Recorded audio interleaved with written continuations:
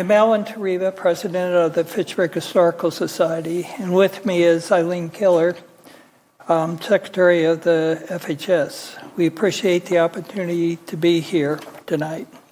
We have decided the best way to describe what the FHS is about and what value it has to the community is to go through a portion of our website. Unlike many historical societies, we have few historical objects. For this reason, our resources, presence, and methods of sharing information are primarily virtual. Before we give you a tour of our website, we want to tell you a little about what makes our society unique and why we think it adds value to Fitchburg's current and prospective citizens and businesses. So of our 12-member current board, only 3 of us would be considered Fitchburg natives, and I'm one of those. I've got family that go back to 1860, and we've been off and on through the past however many decades that is. But that would be using the definition that their family lived in Fitchburg when that member was born. The rest of us have lived or worked in Fitchburg for many years, in some cases predating the city's incorporation. All of us share an interest in local history and place a high value on gathering Fitchburg's old history and capturing its new history as it's made. Fitchburg is one of the state's fastest growing municipalities. It can be hard moving to a new location and forming a new sense of place and community. People driving through the undeveloped parts of Fitchburg may simply see farm fields, marshes, country roads, and old houses. And in newer areas, they may simply see extensions of Madison or Verona. The resources we have available on our website can help people form an understanding of the city as it is now and help educate them about the businesses and people that are part of their new communities. We hope that our presentation will provide a better understanding of this society and its value. Alan's going to give the presentation. I'm going to kind of monitor the website, but let me know if I make you car sick in the process. I'll try not to zoom or do anything too quickly. The easiest way to get to our website is to search for fitchburghistory.org. This will bring up our website as an option, but may also bring up the FHS website for Fitchburg, Massachusetts. Fitchburg, Wisconsin was actually named after Fitchburg, Massachusetts. Feel free to interrupt and ask questions at any time. First, I'll walk you through our website so you can see how it's organized, how to navigate it, and the types of media we have available. As you can see, we have 9 main menu items at the top and several links on the right side, including links to our FHS Facebook website and our YouTube website. The website's main categories were chosen so that we can house both old history and current information. In addition to the written content within the website are downloadable PDF files, digital photos, and JPEG format, and videos that can be viewed on our YouTube website.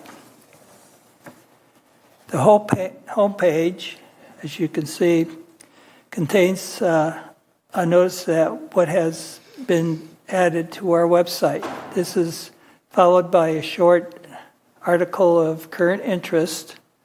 In this case, when we got our award from the mayor, and a link to past articles. At the bottom is a photo of one of our display cases with a short description. Let's start looking at the articles within each menu. For a historical society, the FHS is quite new, having been organized in 1986 with the urging of Mayor Jeannie Zeeling and incorporated in 1987 as a nonprofit organization.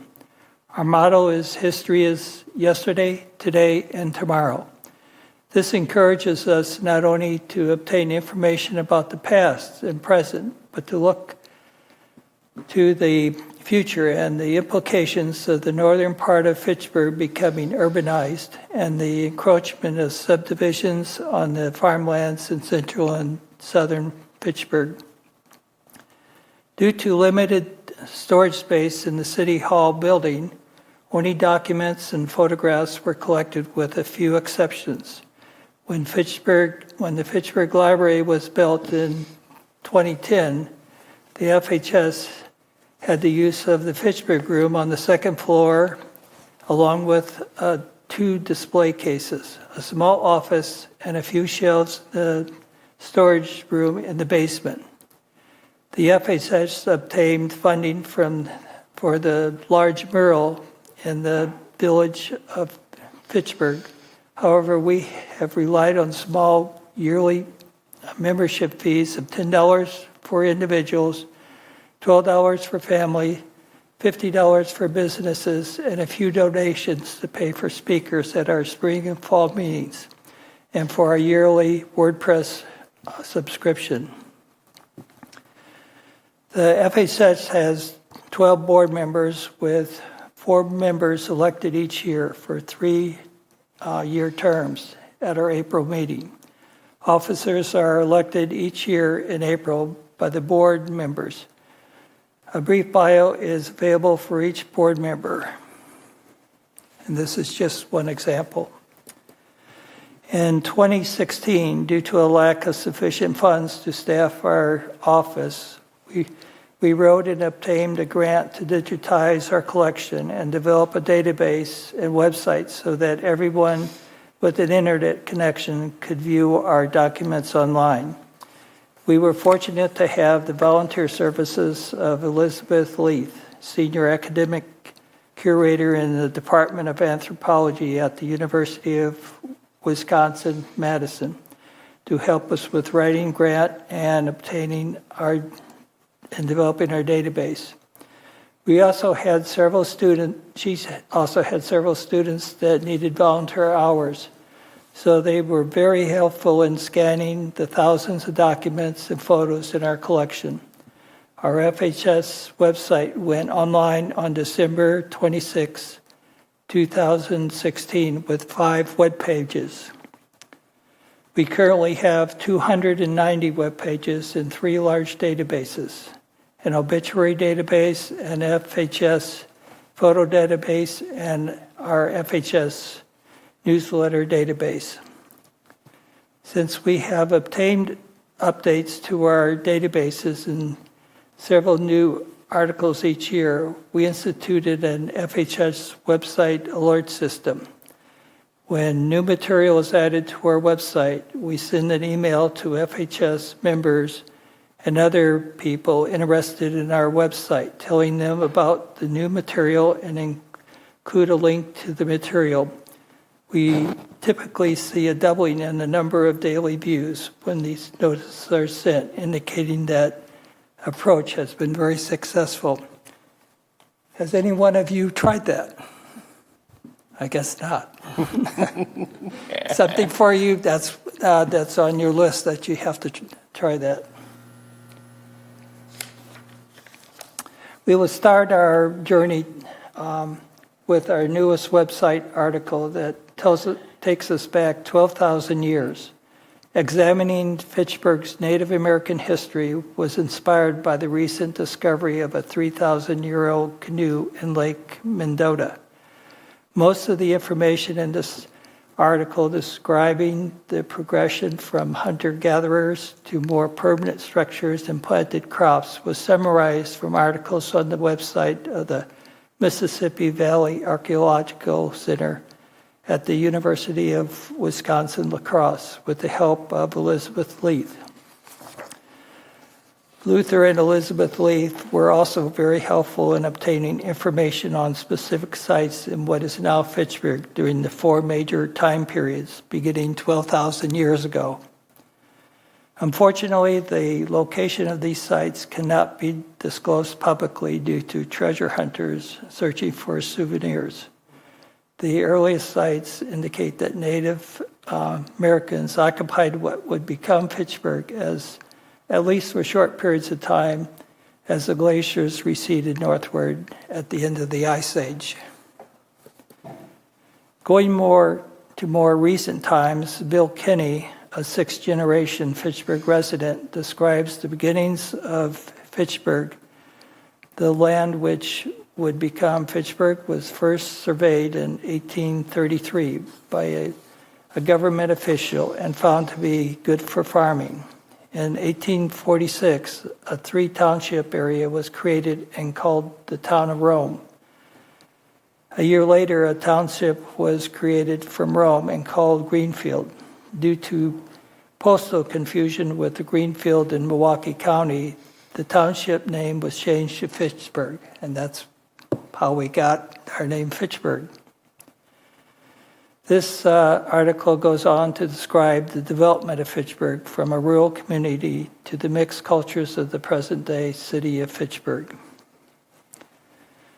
Another article under history is the town chairs and mayors. This page lists all the chairs and mayors, including the three Greenfield town chairs when the township was known as Greenfield.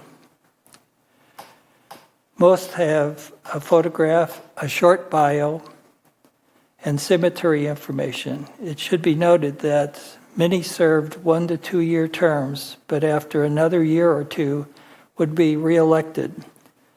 Philip Berry was elected 6 non-consecutive times, and Hiram Roman served 5 non-consecutive times. Do you think that was a good idea? Seems like they were sort of pressed into serving as mayor. Under the school system, Fitchburg schools, this is a chart of 11 known districts in the, better wait until. Yeah, it's not liking my movement here. 1 second here. Okay. Sorry about that. I'm having a little trouble here. Okay. Okay. And go on down to the bottom. There is a chart of 11 known districts in Fitchburg in 1931. So far, we have not been able to identify District 11, which was likely shared with either Oregon or Verona for a short period of time. It should be noted that District 3 and the second District 5 in the upper right corner had their schools buildings in Madison. There's a short description of each school with a photo of each school. As you can see, this schools were truly one room with an outhouse. At least some of the schools did not have water in the beginning, and an older student was tasked with bringing buckets to a neighbor's house to get water for the day. Clicking on Read More brings up a longer description of maps, photos, and a school sign designed to designating the location of the school on the map. The daily program chart shows the time and activities of each grade. It is amazing that one teacher could manage all 8 grades teaching different subjects to different students. The upper grades had fewer students as some had to work on the farm or help their mothers manage younger siblings. The teachers provided the school board with updates and noted that what supplies and repairs were needed. It should be noted that married female teachers were not allowed to teach. So they usually had a turnover of those female teachers. Once the one-room school system was stopped, students were bused to schools in Madison, Verona, and Oregon. This solution was logical as these 3 adjacent communities had a much higher population density and had established high schools. Unfortunately, as relationships are frequently centered around schools, these families lost some of the identity of Fitchburg. Stoner Prairie Elementary and Savannah Oaks Middle Schools were built in the northwest section of Fitchburg, but managed by the Verona School District. Several of the old buildings were turned into homes. And you could see that through the years, the one-room schools turned into 2 or even 3-room schools. We currently have a display about the historic one-room schools in the library's Fitchburg room. If you have not had an opportunity to view it, I encourage you to stop in. It can add depth to the origins of Fitchburg's current 3 school systems. Also under the history menu is the sub-menu Fitchburg post offices. This article describes the locations of old post offices. Yes, Fitchburg had several post offices and provide a glimpse of several population centers that could not make it as an individual town. The post office started in 1842, which at a stagecoach stop and inn that was half-mile south of the current Highway M and Pishatry Road. The post office was called the Fitchburg Post Office. When the stagecoach road was less traveled, the post office was moved a half-mile north to Oak Hall Business District, and after 1861 was called Oak Hall Post Office. There was no mail delivery, so people had to visit the post office to see if there were any letters. At that time, letters were free to mail, but cost 25 cents to receive them. This was a great amount of money for many people, and sometimes it took a long time for them to get the letter. In the 1890s, the residents were asked to change the post office name because it was being confused with Oak Hill Post Office in Wisconsin. After submitting several names, the post office selected Floyd as which was the first name of Floyd Gurney, a local farmer, for the name of the post office. Today, Fitchburg, a city of over 30,000 people and the size of almost an entire township, does not have a post office, even though it has 5 zip codes. And that's sort of something that I don't feel is right. We should have a post office. Okay. Here we go. Excuse me, I just have to find my place again. Okay. Moving on to landmarks menu, the submenu historic sites contains a list and information on 4 levels of interest, including buildings on the National Register of Historic Places, sites on the Fitchburg Landmarks Preservation List, sites of local historic interest, and 353 structures on the Wisconsin Architectural and History Inventory. As an example, the Vroman family farmstead webpage has the history of the owners, expansion of the property, construction of buildings, and the current status of the property. The map at the bottom shows the location of 34 sites, although a couple of them have been demolished. In 1976, there was a national survey to identify oak trees that were alive in 1776, when the Declaration of Independence was signed. Of interest to me is a project started a few years ago to find those trees and search for additional trees that fit the criterions. 23 trees were found that were on the official list, with another 3 trees that appeared to be old enough. Photographs and exact locations were provided. And this is one area where I had to trot through fields to find the trees. But that's something I kind of like to do, get out and...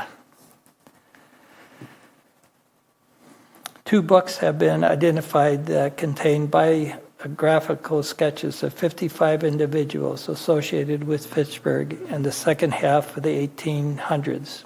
Andrew Kinney was one of the early settlers of Fitchburg and founded a large community of Irish settlers beginning in 1844. The article describes his birth in Ireland, his journey to Canada, and eventually to what would become Fitchburg. His descendant, Bill Kinney, still lives on Irish Lane. While Fitchburg is a relatively small community, it has provided soldiers for many wars. To recognize this sacrifice, the Gorman Wayside Veterans Memorial Park was established in 1975. Have all of you seen that one? Good. Yeah. Going back to the Civil War, records show that 97 Fitchburg men fought in the Civil War. This is an extremely high percentage of men, considering the 1860 and 1870 censuses showed the total population of Fitchburg was about 1,200 people. A spreadsheet gives the detailed descriptions of each of the men. At the bottom of the Civil War page, there is a map showing the home location of each Fitchburg soldier. It was amazing that out of the 97 Fitchburg soldiers, I think there were only a couple deaths while actually fighting, whereas there were several that died of diseases and a couple more that died drowning when they were trying to cross a river. Our obituary information on Fitchburg residents is quite extensive, and it currently contains over 1,400 obituaries. To keep the database up to date, Diane Reynolds, a board member, actively searches for obituaries that include a Fitchburg reference, such as place of birth or for someone with a current or historical connection to Fitchburg. This information can be viewed in two ways. Due to the large number of the obituaries, the last name of the deceased individuals are divided into 6 alphabetical groups. Most names will have clickable links on obituary and cemetery information. And Eileen's going to show we have the actual obituary. And if she could click on this cemetery, you get more information. Takes a while to load. Okay.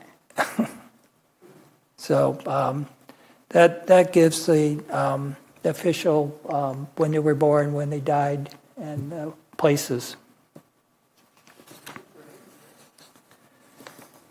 Okay. The FHS obituary database is the second way to obtain information. It is designed to quickly gather information about a deceased individual and is thus good for genealogists, like I am an avid genealogist.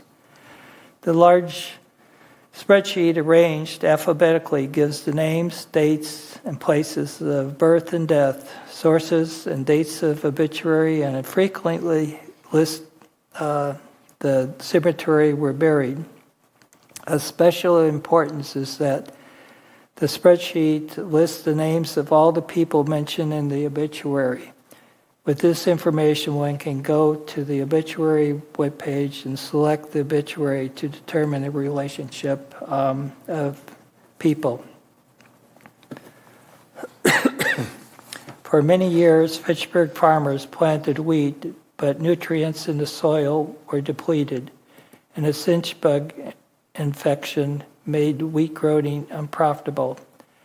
The farmers then turned to dairy farming, and like other Wisconsin farmers, Fitchburg became a dairy farm community.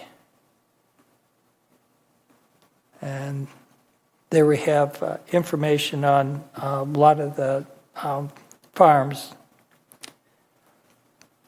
History is not only about long ago times. As our motto says, history is yesterday, today, and tomorrow. The Verona Road construction project is an important part of Fitchburg's history.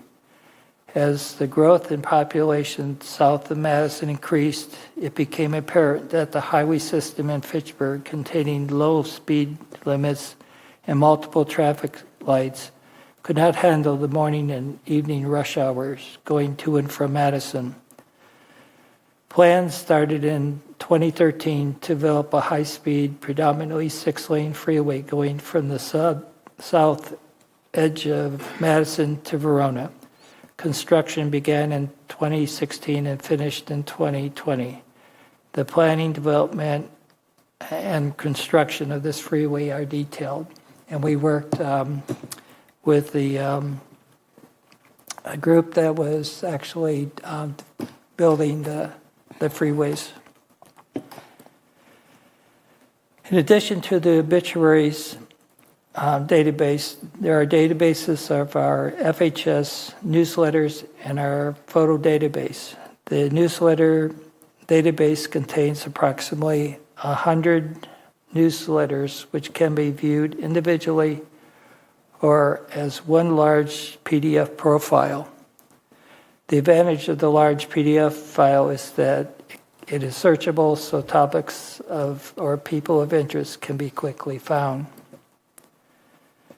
The photograph database contains information about the photos and a thumbnail of the image. Clicking on the thumbnail image brings up a large image.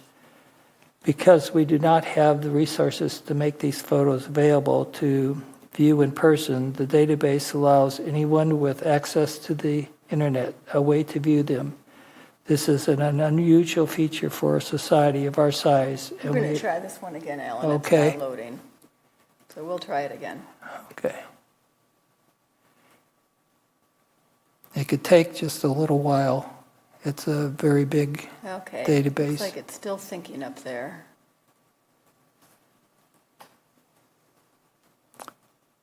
Or we could go on. Or you can just Take trust a word. him. Yep. We'll just trust Alan on that one. It's real nice. Just takes a while. Yeah.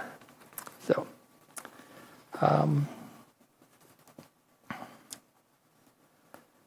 we have information on both historic businesses and current businesses. We currently have 54 current businesses. Expanding the information about current business is one of our priorities, depending on the availability of volunteer sources. We would welcome submissions by businesses that would like to be included. And this is where we could actually ask for your help. If you know businesses, they almost always have their history or what they do. And if you could sort of encourage them to write up a short summary of their businesses, it would be great to put that into our database. And that way, if people are looking for a certain type of business, they might find it that way. And you're going to trust us on that map too, because that one's taken a while to load as well. So we'll just go back. Okay. I would like to end the presentation by describing our video collection.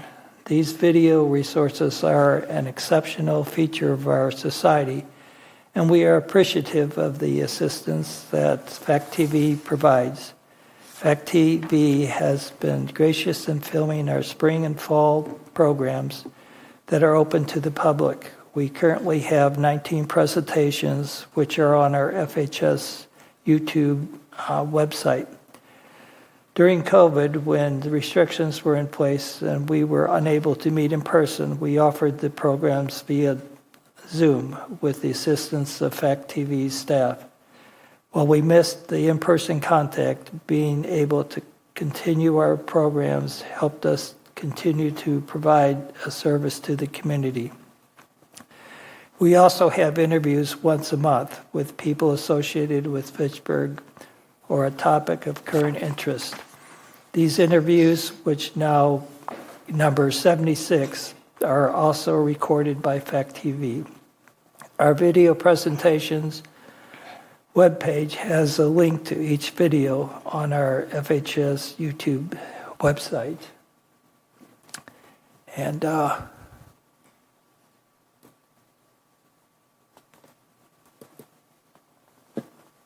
just give you one example for a few seconds.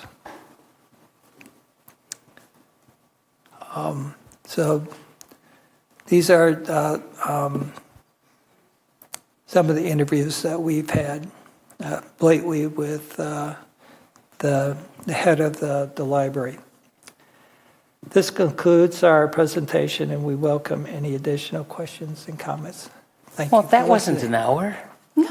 You owe us a half an hour. I talk fast. If you can have any questions. Any questions? Gabrielle?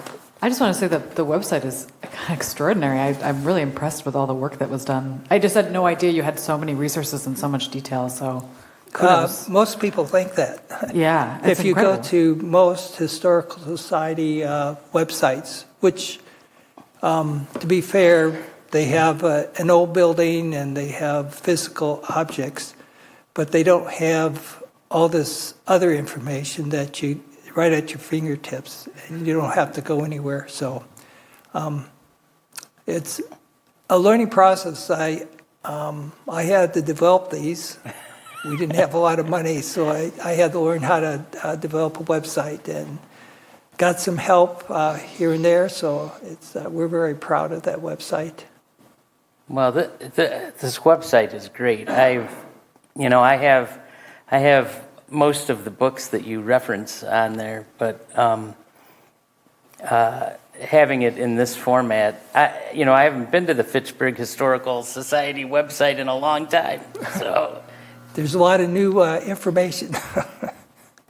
I just mentioned that I think the fact interviews are probably of really great value to people because it's not just topics of historical interest, but there's been a real focus on, for example, during COVID, many of the interviews focused on what were the impacts on businesses, how did funeral homes work, how did city government work, how did elections function. So in the sense of historical society, I think we do a really exceptional job in capturing current history and making that available. So in terms of people new to Fitchburg, it really can be a valuable resource to sort of see how the city's grown, what are some of the current issues, and provide a really good kind of Cliff Notes background on many of those items that remain very topical. all right. Any other questions for? Well, thank you so much for coming and presenting this to us. This was very informative, and I'm sure council members will spend all of their spare time looking over your website. And we'll have a test in a month to see how. Excellent. We love tests. I don't Thank see any cat Thank you. videos on your YouTube channel. Excuse me? I don't see any cat videos on your YouTube Well. channel. Nope. There you go, Cats of Fitchburg, Alan, work on it. Yeah. It could be a community involvement activity. Yeah. And the interview of all these people was set up by Catherine Snyder, a long-term resident of Fitchburg, and with Fact TV. Fact TV has just been a godsend to us to be able to really broaden out what we are able to give to the community. So thank you very much. I have one question before you go. Yeah.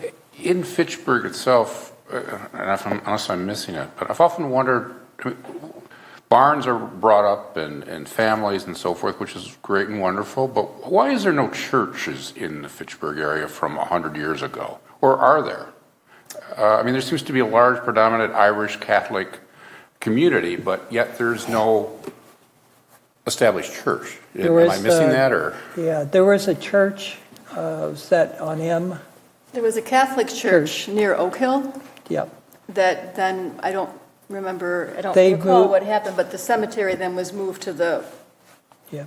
cemetery in Oregon. Yeah, they Okay. moved, Aside from yeah, that- they moved that congregation down to Oregon. Yeah, I mean, just a lot of communities, church was kind of the center focal point. That's why, we Yeah. don't see much of I that. think I'll just kind of speak from my knowledge, from my extended family, is that people tended to go to the church that was in the community that they identified with. So, like, my family went to Oregon. Okay.